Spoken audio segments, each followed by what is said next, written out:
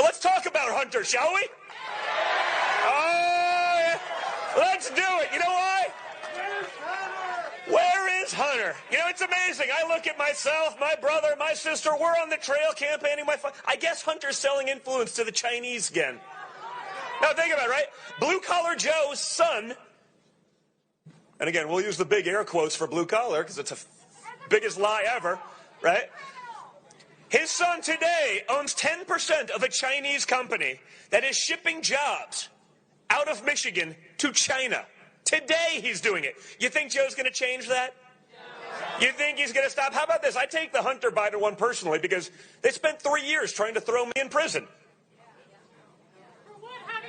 Well, for having great hair, yes. That is it. That is literally the first person that ever has accused a Trump of having great hair. I don't even make fun of hair because you never know. The genes could run strong and one day it could be a total disaster. I'm enjoying it while it lasts, but thank you, ma'am. I appreciate that. I have no idea what I was even talking about at this point. But, Hunter, yes. So after 3 years of trying to put me in jail because they accused me, falsely, of doing a fraction of what Hunter Biden was actually doing. Think about that. They impeached Nancy Pelosi and the Democrats. They impeached Donald Trump for being right about Joe Biden and his corruption. Think about that, right? Imagine I took $1.5 billion from the Chinese like Hunter, right? Just so you understand, that's $30 million a year in fees in a typical fund, right? $30 million a year to the Bidens from the Chinese government. You think they did that because Hunter's this great investor? I mean, we've seen the pictures, right? He's many things. A great investor is not one of them. You think they let me go for that little pipe picture? Probably not, right? You think you'd hear about that a little bit, folks? Yeah. And then there's the $3.5 million from the Russian oligarch, the wealthiest woman in Moscow, a known Putin associate. Guess what? You don't become the wealthiest woman in Russia without being a Putin associate, right? That's how it works. So now you actually have a connection to the Kremlin. Isn't that what they were looking for the last 4 years? Now you have it, and no one has any interest anymore. You know, that was money that was tied to literally human trafficking and prostitution rings. Hunter and them were laundering money from a corrupt oligarch because American banks wouldn't deal with them. So they served as the conduit. Think about if I did that. I'd be phoning in to this little rally, call my friend Cree, I'd be like, Cree, put me on the iPhone. I'll be feeding quarters into a payphone from Rikers Island, doing my best to not drop the soap. The iPhone would not be playing Despacito. It would just be me. You know, calling in. It's funny because it's true. Don't want to drop the soap. No. But again, now that we know it's the other side, 4 years of investigation, no one has any interest anymore, right? The FBI, the CIA that worked with the Obama-Biden administration when Joe Biden unmasked me 8 days prior to the inauguration, no interest anymore, huh?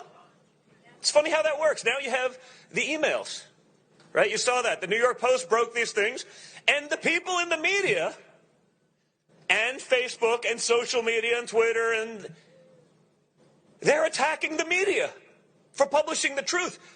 Now, no one's actually come out and denied that these emails are accurate.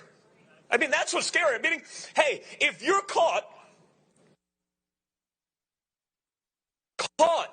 selling influence, you say, this is nonsense, I wasn't doing it. You actually say it much harder than that. But I can't do it because of Young People for Trump. Okay? You'd say something. But instead, Joe Biden calls a lid and hides in the basement for 4 days, knowing that the media will do his campaigning for him, knowing that they will cover it up. You saw what Facebook did. They wouldn't share the link. Again, they just decided that. It wasn't like it went through their fact-checking process, right? I mean, we've all been fact-checked. We're conservatives, right? You put up a two-way post. You put up a pro-life post. You put up a Christian post. Oh, God. Just analytics go through and get crushed. I'm on Instagram right now, I'm getting 20% of what I got last week on a typical post because I'm not afraid to be vocal. Okay? But it didn't go through their fact-checking process. They just know it's bad for the Bidens, so they're going to pretend as though it doesn't exist. They won't link to it. I mean, that's election interference. It's disgusting. And more importantly, we knew the Second Amendment was under attack.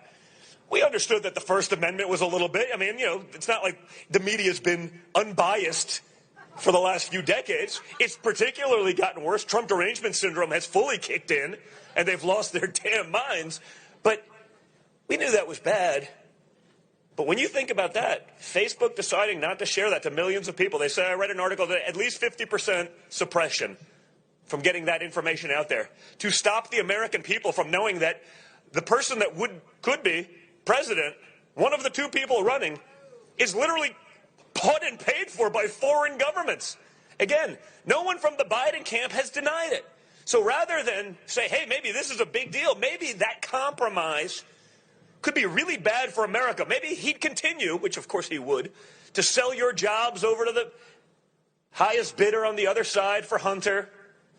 Or it's just compromising information. So he'll be soft on China or Russia or Ukraine or Romania or one of the other countries that Hunter was getting fees from, because that would be better than a bad story and the truth coming out, because they have other information on Hunter given sort of his hobbies. Of course it's a national security threat, but they won't even talk about it. So think about it, guys.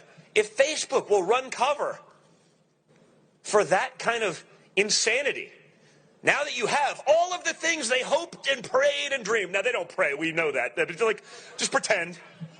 All the things they hoped the Trumps were doing, they were actually doing on the other side. But now they have no interest. But if you don't think, after watching the last 72 hours, that the First Amendment, your freedom of speech, your voice, you think that's not on the table right now, you haven't been watching.